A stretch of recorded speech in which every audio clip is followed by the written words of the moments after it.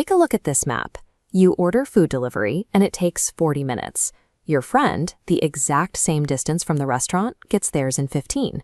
The distance is identical, but a one-way street system traps your driver in a loop. Or consider this. Every monsoon, one neighborhood floods completely. The neighborhood right next to it stays perfectly dry. They get the exact same amount of rainfall, but one sits in a low-elevation basin, while the other benefits from natural slope drainage.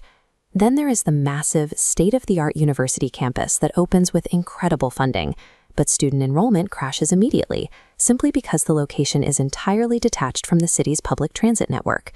If you try to solve these problems by looking at a standard spreadsheet, measuring straight-line distance, inches of rain, or the cost of an acre, the results make absolutely no sense. These systems fail because they ignore where things happen. The hidden geographic realities of the physical world actually dictate how our lives work. Roughly 80% of all data generated today contains a location component. Yet, despite having mountains of addresses and coordinates, the vast majority of this information is analyzed as if physical geography does not exist. Standard location data is a literal metric. It is an address in a spreadsheet or a dot on a grid. It tells you the coordinates of a subject. Spatial intelligence is the dynamic analysis of how terrain, physical barriers, and road networks actually connect those coordinates in the real world. Collecting location data tells you what is happening. Applying spatial intelligence tells you why it matters and what will happen next. This portrait shows Dr. John Snow, a physician living in London in 1854. During that year, a severe cholera epidemic swept through the Soho district. The medical consensus at the time was that diseases spread through bad air. Health officials compiled detailed records of the victims. They looked at tables of names, dates, and symptoms. In that format, the data offered zero actionable insight. There was no visible pattern. Look at this map of Soho. Snow plotted each death on the physical street grid.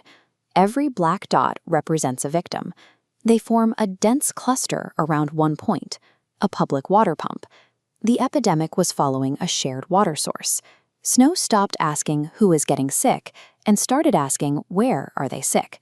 That spatial question pinpointed the source of the outbreak, saving lives and establishing the foundation of modern epidemiology. In 2014, West Africa faced a life-or-death crisis. An Ebola outbreak tore through communities, testing the absolute limits of local health workers. The virus spread across international borders faster than global health organizations could track it. In these incredibly dense urban environments, isolating individuals was nearly impossible. Traditional disease surveillance struggled because it relied entirely on basic location data. Officials were putting dots on a map where cases were confirmed. Look at this map. By the time a patient was confirmed and a static dot was placed, that person had already traveled. The map was a snapshot of the past, outpaced instantly by the physical spread of the virus. Asking where is it traps crisis responders in a doomed reactive cycle. You end up fighting the disaster exactly where it used to be. A breakthrough came when researchers secured access to 15 billion anonymous mobile phone records from the region. They used this massive dataset not to track the disease, but to map human connectivity. They looked at exactly how people moved between cities and villages on a daily basis. Instead of asking, where is the virus, they asked, where is it going? The sweeping pathways on this map reveal the predicted flow of human travel. Medical teams could then pre-position resources at these specific end nodes before the virus arrived. The underlying data remained the exact same, but by making the question spatial, the answers shifted from tragic history to actionable foresight. Fast forward to today. We are entering an era where AI can process 15 billion data points or draft blueprints in seconds. But modern technology has a critical limitation. AI is a master at automating execution, but it possesses zero judgment. If you feed an AI a non-spatial question, it will confidently generate a flawless, highly detailed answer that is completely wrong for the physical world. Evaluating the real-world terrain, understanding human connectivity, and validating the final output are irreplaceable human skills.